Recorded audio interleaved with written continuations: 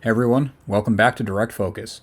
We're continuing our journey through the spectacular career of Steven Spielberg. This episode, we're going to cover Catch Me If You Can. Welcome to Miami Mutual Bank. How may I help you? I'd like to cash this check here, and I'd like to take you out for a steak dinner. Are you a real life pilot? I sure am, little lady. The jump seat is open. It's been a while since I've done this. Which one's the jump seat again? Dr. Connors to the ER. Dr. Connors to the ER. This is irrefutable evidence that the defendant is lying. Special Agent Hanratty, FBI. Hello, Carl. You're gonna get caught. It's like Vegas. The house always wins. Some nuts flying around the country posing as a pilot. Call him the James Bond of the sky. Hello, Pusher. This is by far the best date I have ever been on. He's a kid. That's why he doesn't have a record. 30 milligrams of codeine every 4 hours. Do you concur? I concur. Dr. Harris, Yes? do you concur? Concur with what, sir? Ma'am, I'm sorry to have to tell you your son is forging checks. I have a payroll check here I'd like to cash. I'm working part-time at the church now. Just tell me how much yours and I'll pay you back. $1.3 million. I'll be choosing 8 young ladies to be a part of Pan Am's future stewardess program. South America, Australia, Singapore. These are so perfect the bank doesn't even know the difference. What do you want? To apologize. You didn't call to apologize, did you? You have no one else to call. I'm looking for your son. I would never give up my son. If you were a father, you'd know. Stop chasing me. I can't stop. It's my job. You see these people staring at you? They keep peeking over their shoulders, wondering where you're going tonight. Where you going, Frank? Don't tell me not to fly, I've simply got to. If someone takes a spill, it's me and not you. Don't bring around a cloud of terrain on my parade. Sir, we're gonna let him get away. No, Carl. You let him get away. Nobody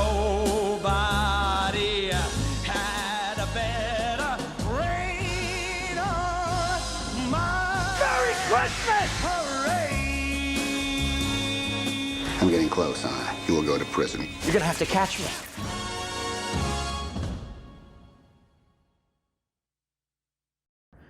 Catch Me If You Can is a really fun movie that checks all the Spielbergian boxes. It's well made, well shot, well crafted, full of good actors.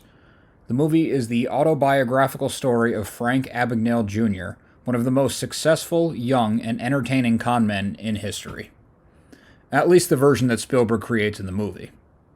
The flawless 1960s setting is punctuated with Spielberg's brand of comedy. The story boils down to a lost kid making his way in some of the highest stations in the adult world. It touches again on Spielberg's fascination with the father-son dynamic.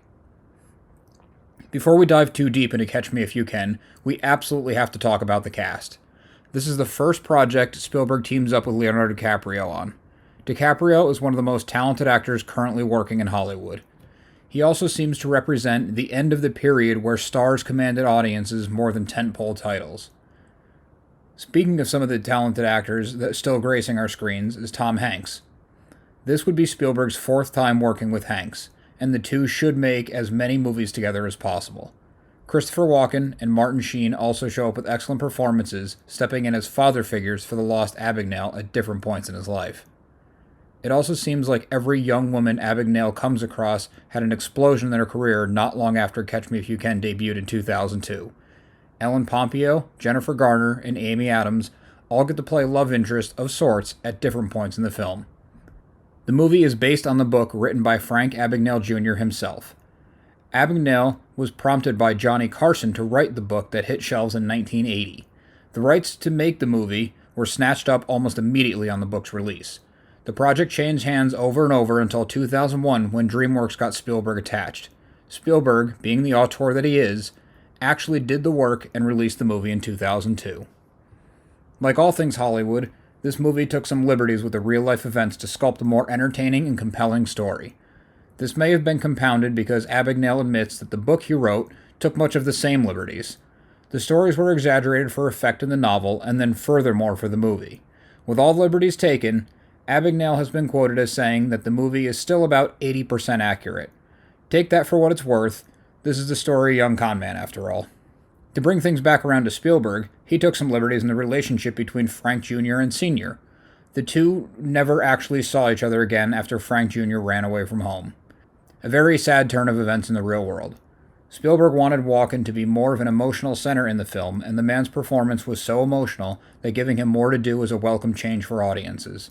It also served as a great way to expose the main character's true side without repetition or clunky exposition. Catch Me If You Can is a masterpiece.